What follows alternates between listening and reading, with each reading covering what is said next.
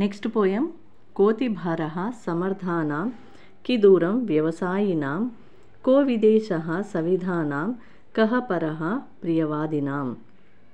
మీరు poem by heart చేయనవసరం లేదు. క్వశ్చన్ పేపర్లో అక్కడ వస్తుంది పోయం.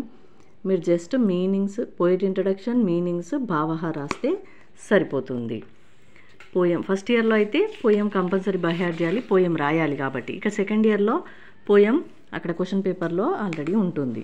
సో పోయిట్ ఇంట్రడక్షన్ చూసుకున్నట్టయితే the following poem is taken from the lesson Sadhuvartanam and extracted from various places like Viduraniti of Mahabharatam, Arthashastram, Panchatantram, హితోపదేశయ and others. For all these poems, there is no relation between one and another, even then it gives beautiful meaning. తెలుగులో రాసేవాళ్ళైతే, ఇంగ్లీష్లో రాసేవాళ్ళైతే ఇది రాస్తే సరిపోతుంది. తెలుగులో రాసేవాళ్ళు ఈ కవి పరిచయం రాయాల్సి ఉంటుంది.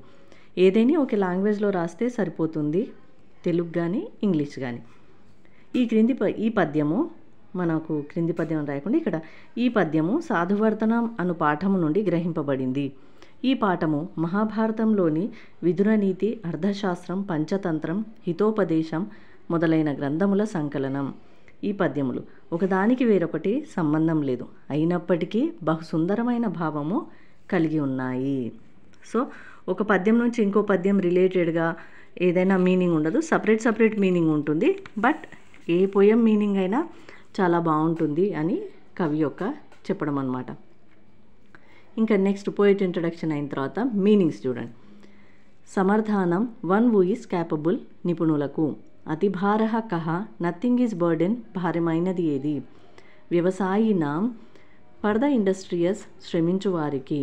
కిం దూరం, నథింగ్ ఈజ్ ఫార్ అవే, దూరమైనది ఏది. సవిధానం, హైలీ ఎడ్యుకేటెడ్, బాగా చదివిన వారికి. విదేశః కహ, నథింగ్ ఈజ్ ఫారెన్, విదేశము ఏది. ప్రియవాదినాం, వన్ హూ స్పీక్స్, ఎల్లప్పుడూ ప్రేమతో మాట్లాడు వారికి. One who speaks sweet and good. పరః కహ, హూ ఈజ్ ఎనిమీ, ఎవరు శత్రువు. ఇంగ్లీష్లో రాసే వాళ్ళకి సమ్మరీ చూడండి. ఈ మీనింగ్స్ అయిపోయిన తర్వాత సమ్మరీ రాయాలి.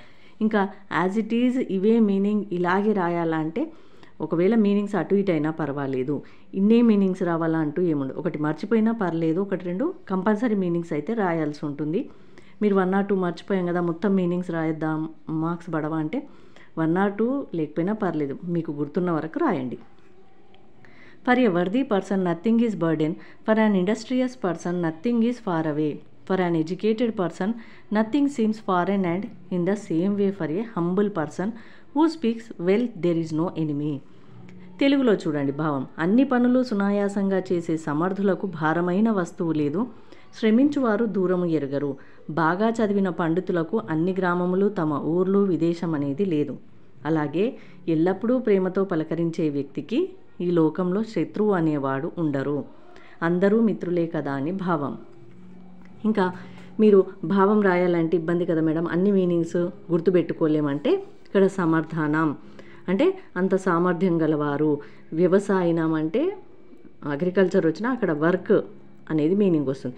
విదేశః అంటే ఫారిన్ కంట్రీస్, అదర్ కంట్రీస్. పరహ అంటే ఇతరులు. ప్రియవాదినాం అంటే ప్రియంగా మాట్లాడేవాళ్ళు. ఇలా ఈ 4-5 వర్డ్స్ మనకి ఏవైతే ఈజీ ఉంటాయో అవి గుర్తుపెట్టుకోవాలి. ప్రియవాదినాం ఇది వస్తే ప్రియంగా మాట్లాడేవాళ్ళు అని గుర్తుపెట్టుకొని ఈ పోయం మీనింగ్ మీరు రాయాల్సి ఉంటుంది.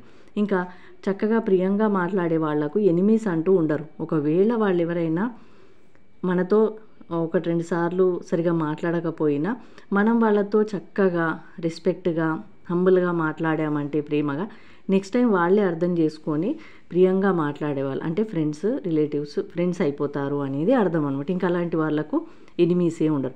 కష్టపడే వారికి, ఎవరైతే కష్టపడతాము అది కష్టం కాదు ఇష్టంగా చేస్తాం మేము పనిని అనుకునే వాళ్ళకి ఏ పని కూడా ఎంత హార్డ్ వర్క్ అయినా సరే కష్టంగా అనిపించదు, ఇష్టంగా చేసేసి వాళ్ళ పనిని కంప్లీట్ చేయగలుగుతారు అనేది ఇక్కడ మీనింగ్ అనమాట. సో పోయిట్ ఇంట్రడక్షను, ఈ మీనింగ్స్, ఈ సమ్మరీ రాస్తే ఈ పోయం కంప్లీట్ అవుతుంది.